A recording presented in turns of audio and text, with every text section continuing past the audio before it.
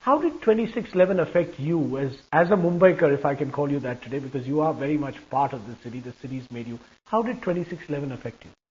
You know, Rajdeep, I'm from Delhi, as you know, and I have seen the riots in Delhi. Then when I came to Mumbai, 93, 94, then there were these bomb blasts, and now I've seen it through by 26/11. And more than as a Mumbaikar, I've started feeling even more Indian than I felt before.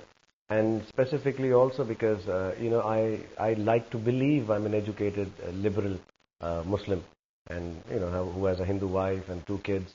Can I clarify? I've read the Quran, the Holy Quran, and I'm a believer of Islam because that's how I'm born.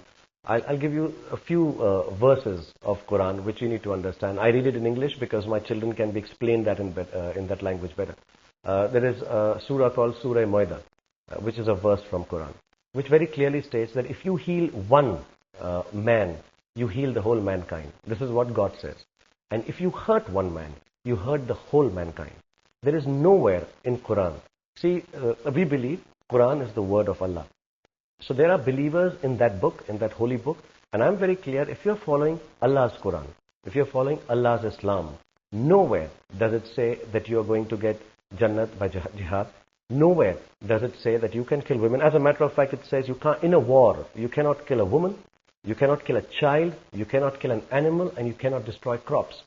Very clear, jihad was supposed to be something that was to be propagated by the Prophet himself. There is an Islam from Allah, which is in our holy book. There is an Islam, and very unfortunate, I'm not being anti, but there is an Islam from the mullahs.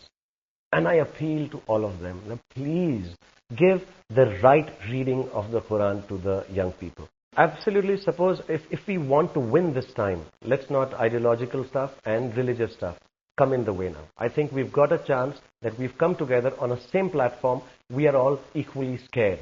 And I think fear is the key. It is one of the greatest uniters in the world. Let's use this fear, use it in a way that is aggressive and positive, and come out with ideas without getting affected negatively by ideological things, or getting affected by political things, or getting affected by communal religious things. But I would support, my full support, to someone who's cut out for this job, who's younger, and even amongst the younger politicians. If there is someone who's going to take stands and ask for clear-cut, honest, there is corruption in our system, and we are all corrupt. But somewhere down the line, if somebody starts to move away from it, I'm there. Amir said a wonderful thing the other day in his blog that the youth need to form a politic party. They need to come forward, and I'm there to support them in any which way possible.